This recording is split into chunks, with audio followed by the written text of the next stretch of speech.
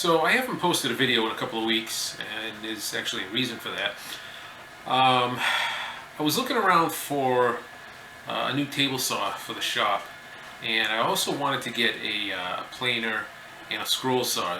I do have a table saw, but I have a cheap Ryobi one, so I don't really like the way it works.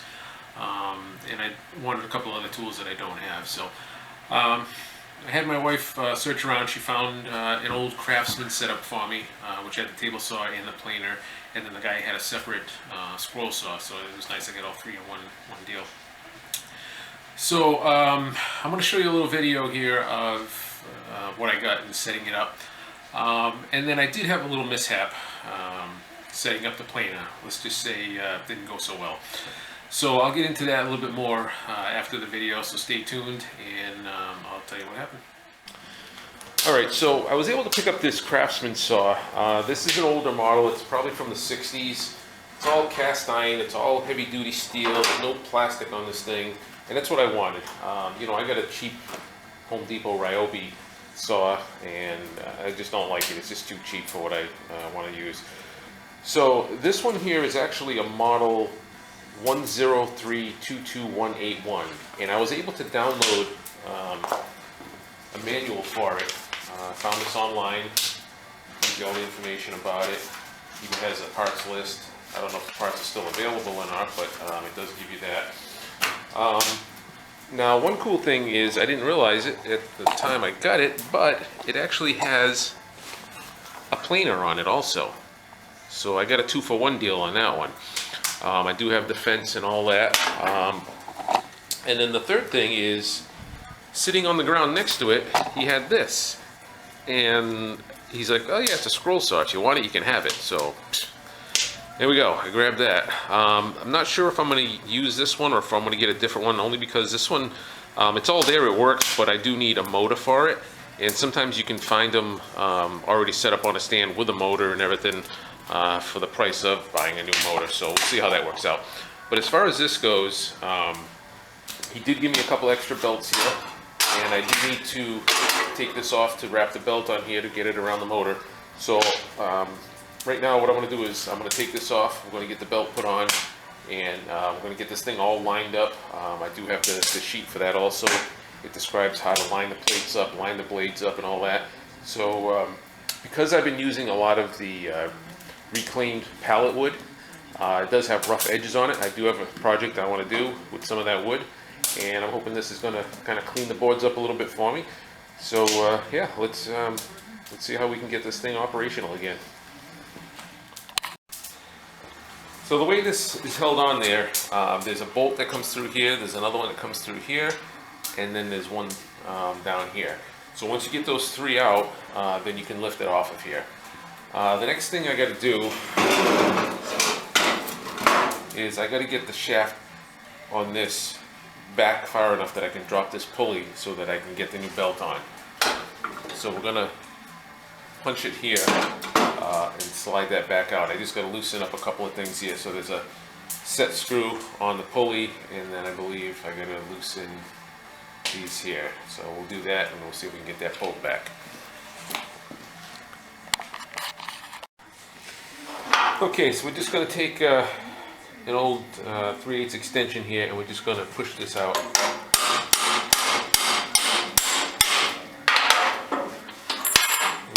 And the pulley falls out. Now there was a little washer on here, a little spacer, so we got to make sure that goes back in.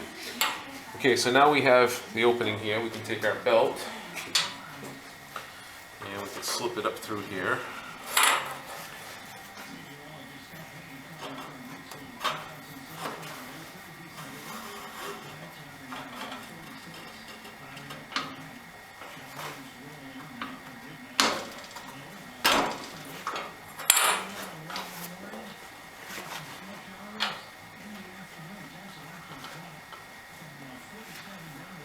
This pulley, make sure it looks okay. Okay, we're going to slip this back up in here. Tap this back in a little bit.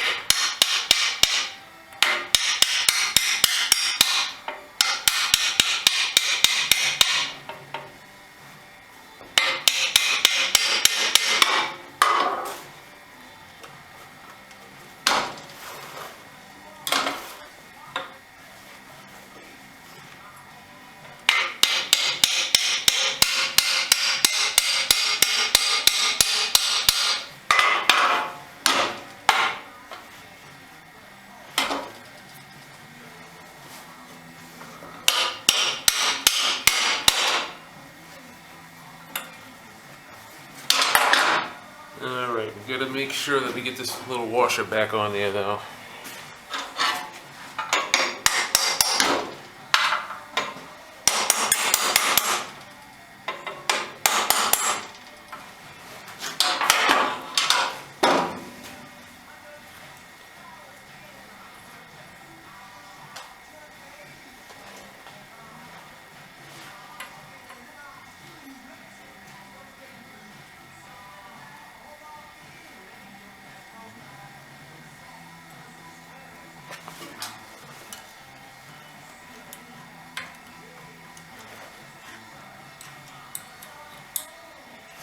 Okay.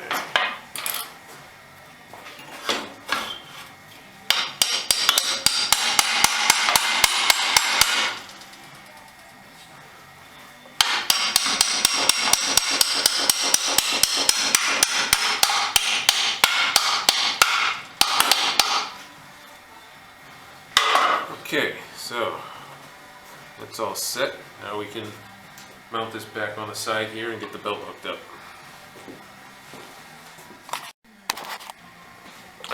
Alright, so the first thing I wanted to do is make sure that these two plates are level. Okay, and they are. It took a little finagling to get it that way though. There are screws that you need to adjust. There's like one here, one on the other side in the back, and then one in the front here. And you can basically tilt this table a little bit, raise and lower it to get it to equal out. Alright, so we got the belt on, we got this level. Next thing I got to do is raise the blades up. Alright, to adjust the blades, there's a couple of set screws here. And you want to loosen those up.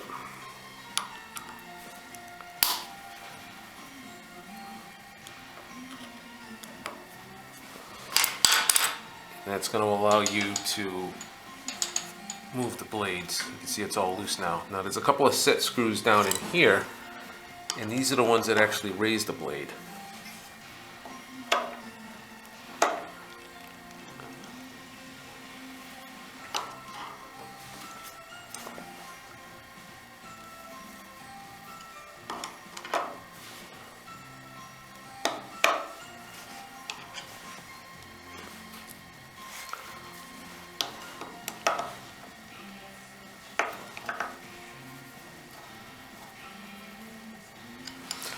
Alright, and what you want to do is you want to set it so that it's just above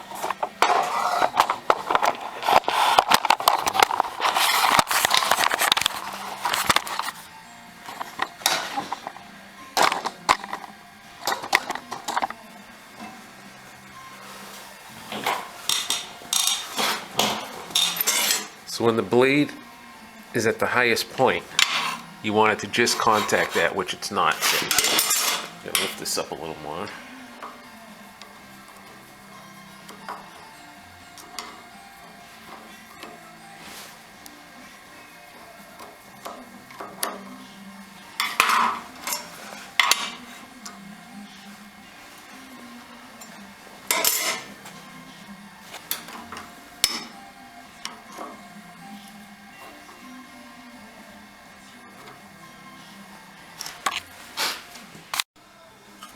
Alright, so I got that set on the 2-inch mark over here, and when the blade contacts it, you only want that to move like 1/8 of an inch.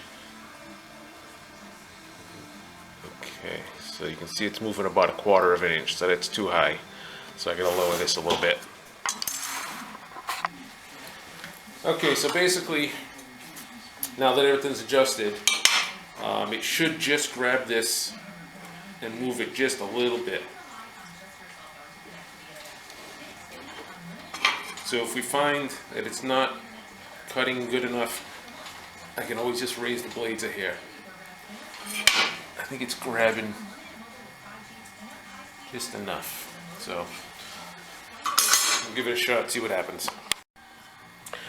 Alright, so I got this little piece of pallet wood here, and it's all rough, and we're going to run it through here and see if this smooths it out or not.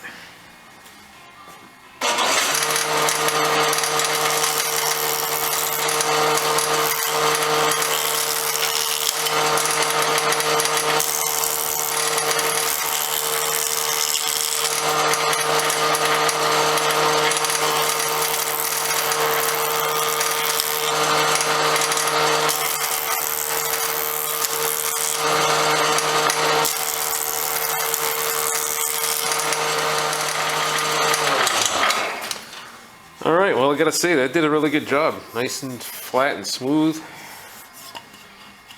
Got this and this all smooth, so yeah, I think that's gonna work out good. Get some of these boards cleaned up a little bit and we can use them on some projects. Alright, so that's pretty much it. I mean, I just had to level off this plate, had to level off the blades. We got a new belt on there, and it's working good. The table saw portion of it should be fine. I don't think there's much adjustment on that. We'll be putting that to use also. Got the extension on here. I do have another extension if I wanted to take this off, but I'm going to leave that on there because I'm going to use it. So yeah, that's my 1960s Craftsman table saw with the planer joiner, and we're going to put this thing to good use. So hope you guys liked the video. If you do, give a thumbs up, give a like, give a share, and I'll catch you on the next one. Alright, so what actually happened was I was setting up the planer, as you saw in the video, and after I thought I had the blades adjusted properly, I ran a couple of boards through, and it seemed to be working fine. Now, a planer isn't something that I've had before, and I actually wanted to get one of the bigger planers that have the top and the bottom that you can just feed the boards through automatically. It was obviously a little bit safer. So I couldn't afford that at this point because it's pretty expensive. So I just happened to stumble across this one, and not knowing this tool all that well, had an accident. So what happened was, and this happened so quick, I didn't even see it happen. I was feeding the board through, I did an edge, and came out nice and flat and smooth, because I was using some of my pallet wood, and you know, it's all rough on the edges, and I wanted to use that wood to make different things. So I was building something for inside the house for my garden, and I was running some boards through, and I ran one board flat, and just as I started feeding it through, I just heard this bang, and I looked down, and my middle finger was just hanging. I mean, from this point up, just ripped it, tore it apart. It basically looked like I stuck my finger in a garbage disposal. I mean, it wasn't like on a bandsaw or something where it cut it smooth and they could just reattach it. This thing was just mangled, shattered the bones. I actually got 2 pins in it right now, and I did slice this finger, but it wasn't too deep, so I just got a couple of stitches there. But yeah, this part up, gone. So it's going to make life interesting for me. I took the week off from work. It's still healing, obviously. It still hurts. It's still kind of oozing. But I am pretty much left-handed. I am ambidextrous, but I do a lot of things left-handed. I write left-handed, and at work I type. So it's going to be fun. I play guitar, which sucks because I can still play, or I will still be able to play somewhat, but without that finger I won't be able to make certain chords, so that's going to suck. But I'll survive, you know, I'll learn to adapt, and it's just a matter of getting the healing done, getting this finger healed over so I can get on with things. You know, obviously I have a lot to do still. I got a garden I'm getting ready to plant. I just seeded the other day. Spring's coming. I got my motorcycle I want to ride. I'm going to have to get these fingers, make sure they're good for the clutch. I do have a Can-Am Spider for my wife, which doesn't have a clutch. It's just a manual shift with your thumb, so I can do that once you know, once I get my grip down good.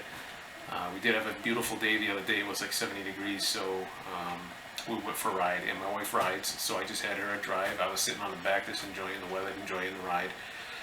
So yeah, I got some challenges coming up, but I guess the point of the story is, if you are not familiar with a tool, please be very careful.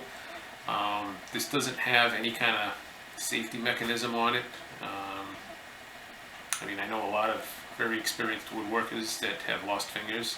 I guess now I'm part of the club. I've been working on wood projects pretty much all my life, so you just got to pay attention. You got to watch what you're doing. If you're not familiar with a tool, get familiar with it. I thought I was, but obviously not. And like I said, it just happened in a split second. It was so fast. Didn't even know what happened until I looked down, and it's too late. So, I had to go to the hospital, spent the night there.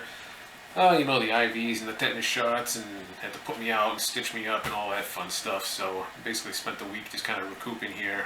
I'm going to go back to work tomorrow and see how that works out. So, alright, that's pretty much it for now, guys. Just wanted to share that with you, and there'll be more projects coming up. I just got to heal up a little bit, so if it's a little slow coming, that's why. So everybody stay safe, be well, good weather's coming, enjoy the best you can, and I will catch you guys on the next one.